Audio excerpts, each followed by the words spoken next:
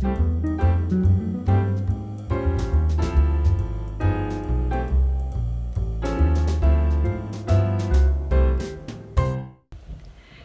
y'all. My name is Jane Goldie Wynn, and I'm the author of Rainbow in the Night, A Journey of Redemption. And today I'm going to talk about pain points. We started this series a couple of weeks ago, and I'm talking about loss, death of loved ones, dreams, and desires. So in my book, Rainbow in the Night, A Journey of Redemption, I told my story with vulnerability and transparency. Perhaps one of the most difficult areas we face in life is loss, which is universal and comes in many forms. This side of heaven, we lose many people we love to sickness and death, which at times is untimely and unexpected. We grieve deeply, and we must come to terms with how to navigate our daily lives without our loved ones and enter into our new normal. It's important that we give ourselves permission to take our time with the grieving process. It's different for everyone, and we need to be gentle with ourselves for however long it takes. But other losses aren't so tangible. Perhaps you have hopes and dreams for a particular career, finding your soulmate, difficulty conceiving, divorce, or having to come to terms with the deepest desire of your heart, remaining unfulfilled. This is when we need to lean into very deeply our relationship with the Lord and cleave to Him. I wrote in my book about some very difficult losses that I experienced in my life, but perhaps the one that hurt the most was when Dave and I had to make a decision not to have children. And it took a very, very long time for me to grieve that loss for so many reasons. But I don't want to get into the whole story since I did write about it in my book. But there were times that I felt despair, loss of identity, and even had thoughts of suicide because I just didn't know if my life mattered anymore. I didn't know if I really had an identity without saying I'm a mom. So that took some time. But the first thing you might ask I had to do was, well, Goldie, how did you get over this? This is a very deep loss.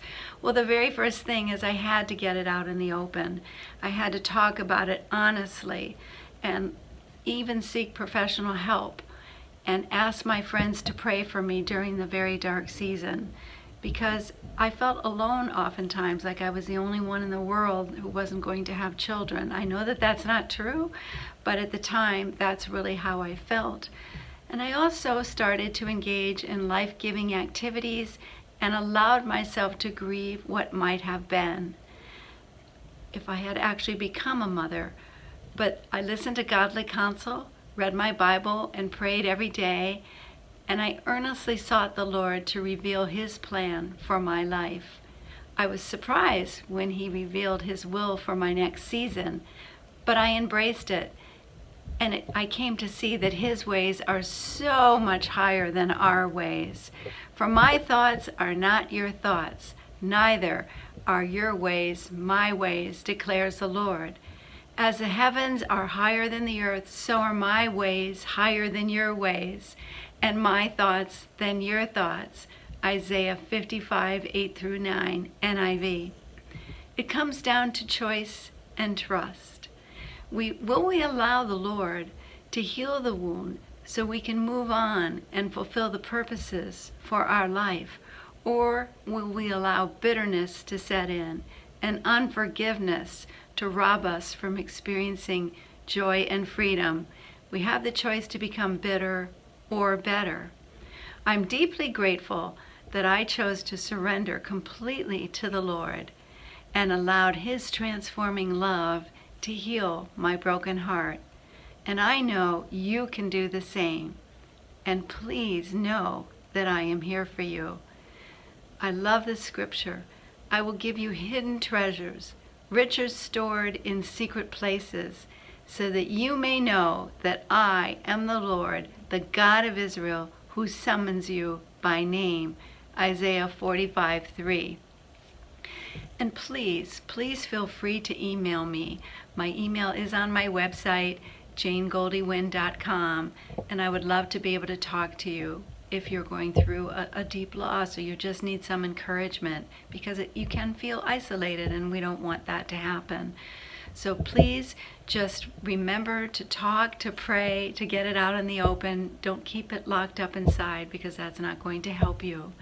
But I just want to hope and pray that this will encourage you today. And again, I'm here for you. And my website, one more time, is janegoldywyn.com. God bless you, and I'll say shalom, y'all.